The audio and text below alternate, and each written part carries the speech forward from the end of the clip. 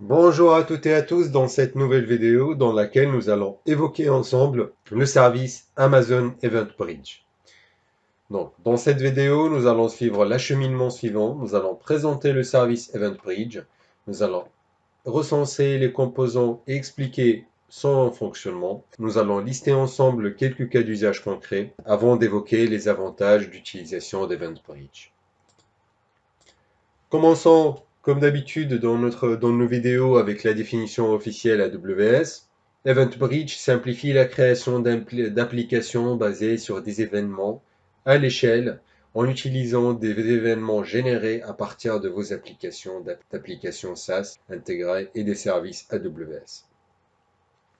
C'est un bus en fait d'événements sans serveur, entièrement géré et évolutif, qui permet de faciliter l'intégration entre les services AWS, les logiciels en tant que service SaaS et nos applications. EventBridge facilite la connexion des applications. Nous pouvons ingérer, filtrer, transformer et diffuser des événements sans écrire du code personnalisé. Il nous permet aussi de créer des architectures événementielles faiblement distribuées. Cela améliore l'agilité des développeurs ainsi que la résilience des applications. Il nous permet de découpler nos architectures pour accélérer la construction et l'innovation en utilisant des règles de routage pour transmettre des événements à des cibles sélectionnées. EventBridge fournit un flux de données en temps réel depuis nos applications SaaS et nos services AWS vers des cibles telles que les fonctions lambda, les points de terminaison d'appel HTTP ou des bus d'événements dans d'autres comptes AWS.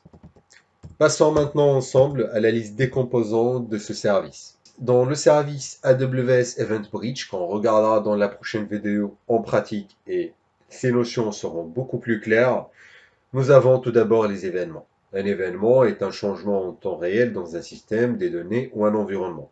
Cette modification peut concerner soit notre application, soit un service AWS ou un service partenaire SaaS. D'accord? Nous avons ensuite les sources d'événements. Une source d'événements est utilisée pour ingérer des événements d'un partenaire SaaS ou de notre propre application vers un compte client AWS. Et puis nous avons ce qu'on appelle le bus d'événements.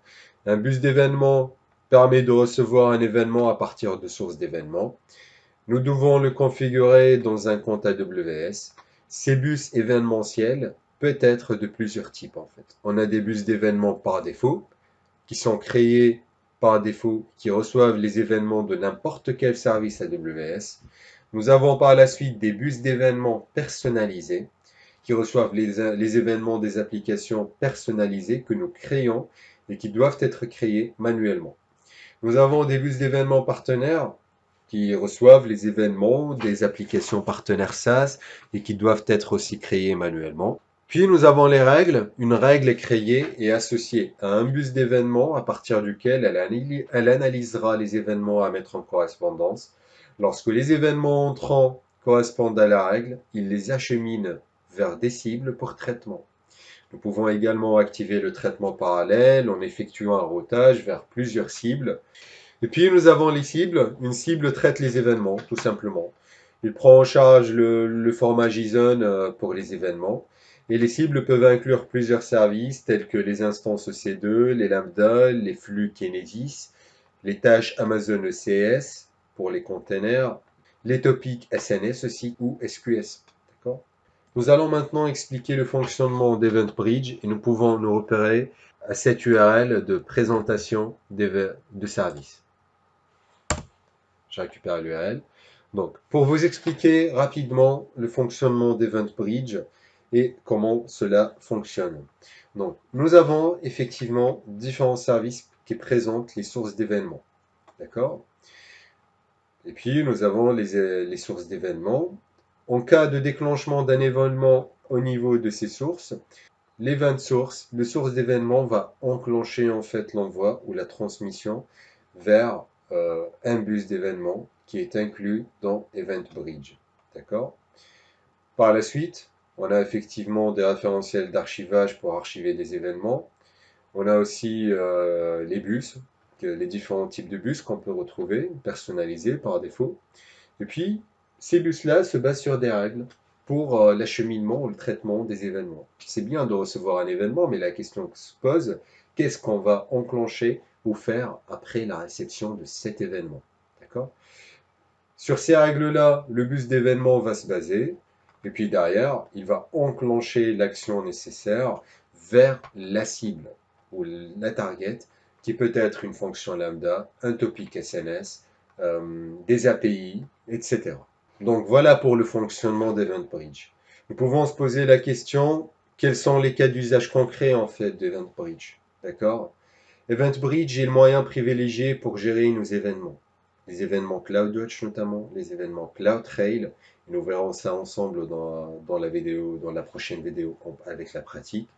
Maintenant, pour les cas d'usage, disons que notre entreprise a besoin que toutes les instances doivent avoir des volumes chiffrés et quelqu'un derrière a créé une nouvelle instance sans chiffrer les volumes EBS attachés. Bien sûr, donc là, on est en non-conformité par rapport à la règle.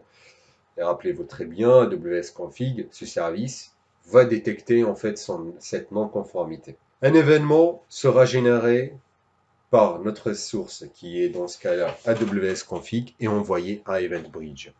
EventBridge va déclencher en fait une règle qui appelle une action pour nous envoyer un email via SNS. Nous pouvons aussi avoir une alerte par CloudWatch pour nous dire qu'une instance EC2 affiche une utilisation de processus de 99%. C'est grave pour une machine de production, d'accord? Donc, un événement sera généré et envoyé à EventBridge, qui déclenche une règle pour envoyer un email ou une notification via SNS. Et tout cela est très simple à configurer, car les événements CloudWatch et EventBridge, avec les topics SNS, sont tous très bien intégrés. D'accord? Maintenant, reprenons ensemble notre support du cours.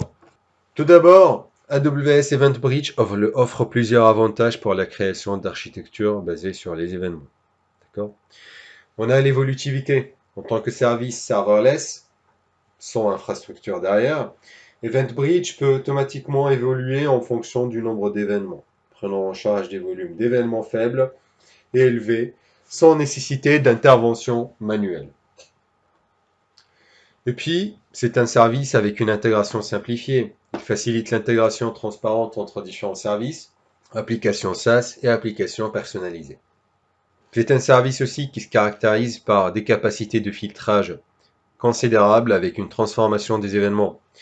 Il prend en charge en fait le filtrage en nous permettant de contrôler quels événements sont envoyés à des cibles spécifiques, réduisant ainsi la quantité de traitement requise par les services cibles. En termes de traitement en temps réel, les architectures construites avec EventBridge peuvent répondre aux événements en temps réel, permettant la création des systèmes réactifs et efficaces. C'est un service aussi sécurisé.